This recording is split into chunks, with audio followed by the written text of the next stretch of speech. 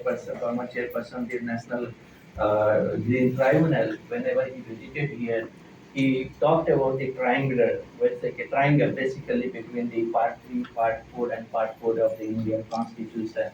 All are interrelated. Duties, directed principle of state policy, and Part 3, Article 21, when it comes to the promotion and protection of the environment.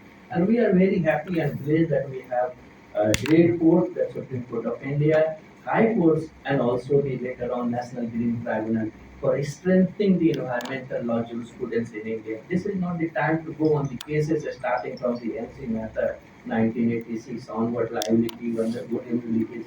We have many cases, but I'm not going to discuss. I'm coming to the another important point which I feel is important today, that the environmental rule of law, that is the new development which has taken place, I think Pani Minister is well aware, in 2030. In 2013, United Nations Environmental Programme adopted a decision advancing justice, governance, and law for environment sustainability, which introduced the term environment rule of law. That is the term is introduced. And what in the short it says EROL, ERO, the environment rule of law. And it says environment rule of law integrates the critical environment needs with the essential elements of the rule of law and provides the basis for reforming environmental governance. It prioritizes environmental sustainability by connecting it with fundamental rights and obligations. It impliedly reflects universal moral values and ethical norms of behavior. What you have emphasized is not only the state. We all have some ethical duty. All have a moral duty when it comes to the protection of the environment. We have right to visit mall, but we don't need to overusing. What we are doing, we are exercising our rights to maximum. We have to limit. Somewhere we have to, our sustainable principle has to be applied individually. So how much we have to consume. So consuming cars, and you need 4 cars, you need house, you need 4 houses. So we have to put also limit on our own expenditure. And maybe Bengal will be the best ideal place where people are still prefer to live with a very simple way of life. That needs to be taken care of. It impliedly reflects universal moral values, ethical norms of behavior, and it provides a foundation for environmental rights and obligation. With environmental rule of law and the enforcement of legal rights and obligation, environmental governance may is important and may be very important. Let me just focus whether this concept environment rule of law, which has been introduced by the Supreme Court of India or not. But we are very happy that Honorable Chief Justice of India, in fact, in his 4 important cases, where he started using, and in fact, he has referred in the case EROL and also about the UNEP. So in his judgment, his reference of the UNEP 2013 and also there. The first case which, in 2009 was Hanuman Lakshman Aroskar versus Union of India 2019 15 SCC 401.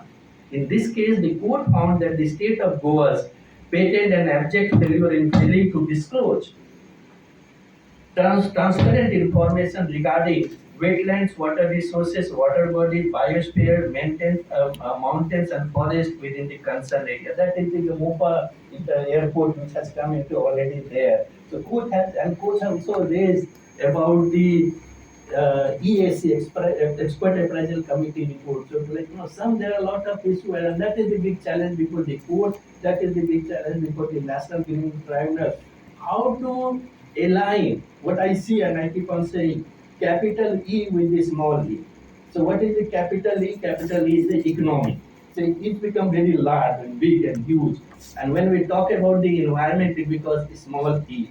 So entire system struggles between aligning, reducing the size of E is already small, but bigger capital E has to be little bit reduced, and that is the development and environment has to be synchronized in a proper manner. That is the big challenge before the authority, where somewhere government also feels it's already every time project gets and that too E has to be balanced. Size of E has to be reduced, and when size of E has to be reduced, which is possible when Government of India looks into the right to development model on the human rights side. Right to development model, when we look into the human rights model, which says right to development is the inalienable human rights of everyone. So human beings, how is going to benefit, and when you put human beings in the center and then you decide, जब एक गरीब आदमी को आप सामने में रख के सोचते हैं, तो अगर बहुत ही भूखा है तो पहला चीज हमारे मन में आएगा कि सिर्फ घर नहीं बनाना, खाना खिलाना है।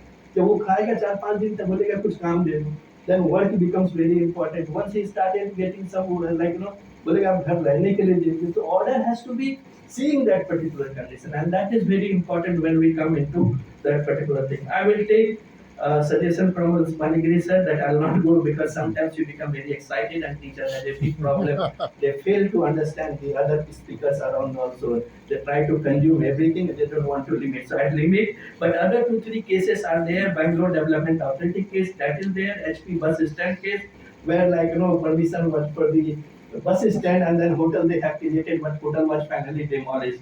And citizens for getting down others versus. These are the cases where this concept environment rule of law has been discussed. I think the challenge which we have before us is immense. It's a huge. It's not reducing.